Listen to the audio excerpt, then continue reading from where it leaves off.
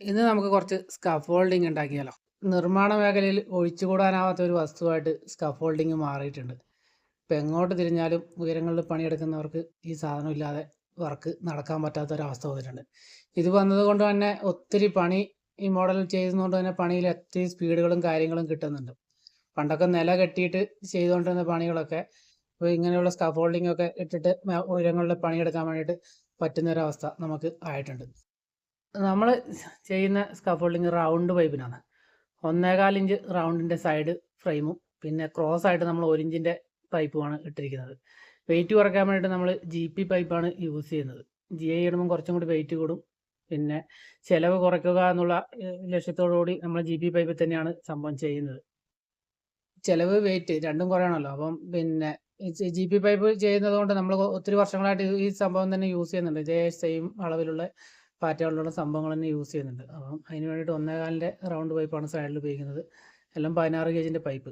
പിന്നെ സൈഡിലുള്ളത് ക്രോസ് ആയിട്ട് 1 inch pipe. പിന്നെ ഇതിന് വേണ്ടിയിട്ട് നമ്മൾ പിന്നെ ലോക്കായിട്ട് നമ്മൾ ആണിയാണ് ഇടുന്നത്. പിന്നെ 1/2 ഇഞ്ചിൻ്റെ കമ്പി തുളച്ചിട്ട് അതിന് ഹോളിട്ടിട്ട് ആണി, കോൺക്രീറ്റ് ആണിയോ എന്ത് വേണമെങ്കിലും, ആണിയോ സ്ക്രൂവോ എന്ത് വേണമെങ്കിലും നമുക്ക് ലോക്കായിട്ട് ഉപയോഗിക്കാം.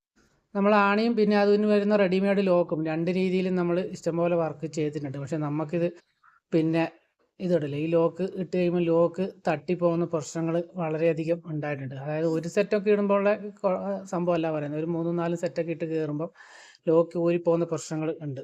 ഇതിൻ്റെ കുറച്ചും കൂടി വണ്ണമുള്ള ലോക്ക് ഉണ്ട്, എങ്കിൽ പോലും അതും ഇതേപോലെ തട്ടിപ്പോകുന്ന വിഷയങ്ങളുണ്ട്. പിന്നെ ഇത് അതുകൊണ്ട് തന്നെ നമുക്ക് ഇതിനോട് താല്പര്യം കുറവാണ്. പിന്നെ ചിലവർ പറഞ്ഞു കഴിയുമ്പോൾ ഇതുപോലത്തെ ലോക്ക് ഇട്ട് വെച്ചിട്ട് തന്നെ നമ്മൾ ചെയ്ത് കൊടുക്കാറുമുണ്ട്. പക്ഷേ നമ്മൾക്ക് ഏറ്റവും സേഫായിട്ട് തോന്നിയിരിക്കുന്നത് ആണി തന്നെയാണ്. പിന്നെ അങ്ങനെ ഊരിപ്പോകുന്ന പ്രശ്നങ്ങളൊന്നും ഉണ്ടാകുന്നില്ല. ഇതിന് ലോക്കിന് ഡാമേജ് വരാം, എല്ലാം ചെയ്യാം. അപ്പം ഒരു 5-8 സെറ്റൊക്കെ ഇട്ട് ചെയ്യുന്ന ഒരു സംഭവമൊക്കെ വരുമ്പോൾ ഭയങ്കര ബുദ്ധിമുട്ടാണ്. കാരണം അത്രയും ഉയരത്തിലൊക്കെ നമ്മൾ ചെയ്യാറുണ്ട്. കാരണം ഇടയ്ക്ക് പിന്നെ എവിടെയെങ്കിലും ഒരു സപ്പോർട്ട് കെട്ടുമോ പിന്നെ ക്രോസൊക്കെ അടിച്ചിട്ട് നമ്മൾ 6 സെറ്റ് 7 സെറ്റൊക്കെ ഇട്ടിട്ട് നമ്മൾ തന്നെ കയറിയിട്ടുണ്ട്. അപ്പോൾ നമ്മൾ ഏറ്റവും സേഫായിട്ട് തോന്നിയിട്ടുള്ളത് ഇത് വെച്ച് ചെയ്യുന്നതാണ്. അതുപോലെ തന്നെ നമ്മൾ ക്രോസ് പൈപ്പ് എളുപ്പം പണിക്ക് വേണ്ടിയിട്ട് നമ്മൾ ക്രോസ് പൈപ്പ് പ്രിപ്പറേഷൻ സ്ക്വയർ പൈപ്പാണ് ഉപയോഗിച്ചിരിക്കുന്നത്. അത് മുക്കാലിൻ്റെ പൈപ്പാണ്. പഠിച്ച് പരത്തി തോളയെടുക്കണം. അപ്പം പിന്നെ റൗണ്ട് പൈപ്പ് ആകുമ്പം തിരിവൊക്കെ നോക്കാനുള്ള ബുദ്ധിമുട്ട് എല്ലാം കൂടി കൊണ്ടാണ് നമ്മൾ തുളയെടുക്കുമ്പോൾ ഒക്കെ ഉള്ള തിരിവെല്ലാം നോക്കാനുള്ളത്. അപ്പോൾ അത് ഒഴിവാക്കാൻ വേണ്ടിയിട്ടാണ് നമ്മൾ ഇപ്രാവശ്യം സ്ക്വയർ പൈപ്പിൻ്റെ ക്രോസാണ് ഉപയോഗിച്ചിരിക്കുന്നത്. സ്ക്വയർ പൈപ്പിനും യാതൊരു പ്രശ്നങ്ങളും ഇല്ല. ഇത് നമ്മൾ ഇതുപോലെ ഇഷ്ടംപോലെ യൂസ് ചെയ്തിട്ടുണ്ട്. അത് അങ്ങനെ ഒരു കംപ്ലൈൻ്റ് ഒന്നും വന്നിട്ടില്ല. റൗണ്ട് പൈപ്പ് ആണെങ്കിലും സ്ക്വയർ പൈപ്പ് ആയാലും ഒരുപോലെ തന്നെ 16 ഗേജിൻ്റെ പൈപ്പിട്ട് യൂസ് ചെയ്യുക. അപ്പോൾ വേറെ പ്രശ്നങ്ങളൊന്നും വരാനില്ല.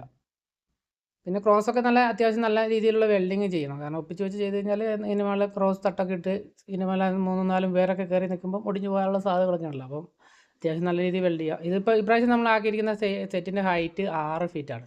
അതുപോലെ ക്രോസ് നമ്മൾ 4 ഫീറ്റ് ഹൈറ്റിൽ വീതിക്കാണ് ഉണ്ടാക്കിയിരിക്കുന്നത്. അതുപോലെ പിന്നെ എക്സ് ക്രോസിൻ്റെ വലിപ്പം നമുക്ക് ഇഷ്ടമുള്ള രീതിയിലാക്കാം. ഇതിപ്പോൾ കിട്ടിയിരിക്കുന്നത് ഏകദേശം ഒരു 6 ഫീറ്റ് കിട്ടുന്ന രീതിയിലാണ് നമ്മൾ ചെയ്തിരിക്കുന്നത്. ഇപ്പം നമ്മൾ അങ്ങനെയാണ് കൂടുതൽ ഉപയോഗിക്കുന്നത്. പിന്നെ ഇപ്പം സീലിങ്ങിൻ്റെയൊക്കെ വർക്ക് എടുക്കുന്നവർക്ക് അതിനെക്കാളും നീളത്തിൽ ക്രോസൊക്കെ ഇടേണ്ടി വരും സിംഗിളൊക്കെ ഇടുമ്പോൾ. പക്ഷേ ഓവർ ഉയരത്തിലിടുമ്പം പിന്നെ അത്യാവശ്യം വലിപ്പമുള്ളതാണ് പിന്നെ എപ്പോഴും നല്ലത്. ചിലവർ 3 ഫീറ്റിൻ്റെയും ഒക്കെ ഉണ്ടാക്കിയിട്ട് കൊണ്ടുപോകുന്നുണ്ട്. പക്ഷേ അത് ഓവർ ഹൈറ്റൊക്കെ ഇടുമ്പം ഇളക്കം കൂടാനുള്ള സാധ്യതകൾ കൂടുതലാണ്. ഒരു സെറ്റൊക്കെ ഇടുമ്പോൾ കുഴപ്പമില്ല, 2 സെറ്റ് 3 സെറ്റൊക്കെ കയറുമ്പോഴത്തേക്ക് ഒരു ബുദ്ധിമുട്ടാണ്. അപ്പോൾ ഇതുപോലെ സംഭവങ്ങൾ ഉപയോഗിച്ചതുകൊണ്ട് ചെയ്യുന്നതിനെ കൊണ്ട് ഒത്തിരി എളുപ്പം കിട്ടിയിട്ടുണ്ട്. അതുപോലെ ചെയ്യുന്നവരും ഇത് ഉപയോഗിച്ചതിനുള്ള എളുപ്പങ്ങളൊക്കെ ഒന്ന് കമൻറ്റ് ചെയ്യും കേട്ടോ. ഇതുപോലെ ഉപയോഗിച്ചിട്ട് ചെയ്യുന്നവരൊക്കെ നമ്മൾ പിന്നെ ഇതുണ്ടല്ലേ, ഇത് നമ്മൾ ചെയ്തിരിക്കുന്നത് വർക്കാണ്. ഇത് നമ്മൾ ഇതിൻ്റെ മണ്ടയിലിട്ട് ഇപ്പോൾ സൈറ്റിലൊക്കെ കൊണ്ടുപോയിട്ട് ഇതുപോലെ ഡ്രസ്സൊക്കെ അടിക്കേണ്ടി വരുമ്പോൾ നമ്മൾ ഇതുപോലത്തെ 2 സെറ്റ് അപ്പുറം ഇപ്പുറം എടുത്തിട്ടിട്ട് പിന്നെ ഇതിൻ്റെ ഉള്ളിലോട്ട് പൈപ്പ് കയറ്റിയിട്ട് അങ്ങ് ചെയ്യലാണ്. അപ്പം എളുപ്പത്തിൽ നമ്മുടെ കാര്യങ്ങൾ നടക്കും. പിന്നെ ഡെസ്ക് അടിക്കുന്നതിന് പകരം ഈ നിലത്തിട്ടിട്ട് വെൽഡ് ചെയ്യുന്നതിനെക്കാട്ടും എപ്പോഴും സുഖം കിട്ടുകയും ചെയ്യും. അപ്പോൾ ഇങ്ങനെ ഒരു സെറ്റാക്കുന്നതിന് നമ്മൾ ഈ കണ്ടീഷനിൽ ചെയ്യുമ്പോഴത്തേക്ക് ഏകദേശം ചിലവ് വരുന്നത് തട്ട ഉൾപ്പെടെ പിന്നെ 8,500-9,000 രൂപയ്ക്ക് അടുത്ത് ചിലവ് വരുന്നുണ്ട്. അത്യാവശ്യം നല്ല രീതിയിലാക്കുമ്പോൾ പിന്നെ ഗേജൊക്കെ കുറച്ച് കഴിഞ്ഞാൽ അതിനനുസരിച്ച് പിന്നെ ചിലവ് കുറയ്ക്കാൻ പറ്റുന്നുണ്ടാവും. നമ്മളിങ്ങനെ ചെയ്തൊരു വർക്ക് ജസ്റ്റ് പരിചയപ്പെടുത്തിയെന്നേ ഉള്ളൂ. അപ്പം പിന്നെ നമ്മൾ കൂടുതലും പിന്നെ റൂഫിങ്ങും അങ്ങനെ വെൽഡിങ് സംബന്ധമായ മറ്റ് വീഡിയോകളാണ് ചെയ്യൽ.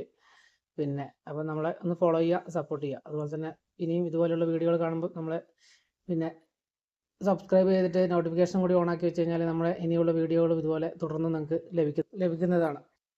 അപ്പം ഈ വീഡിയോയെ കുറിച്ചുള്ള അഭിപ്രായങ്ങൾ, നിങ്ങളുടെ വിലയേറിയ അഭിപ്രായങ്ങൾ രേഖപ്പെടുത്തുക. അതുപോലെ തന്നെ നമ്മുടെ വർക്കിനെ കുറിച്ചുള്ള അഭിപ്രായങ്ങളും കമൻറ്റ് ചെയ്യുക.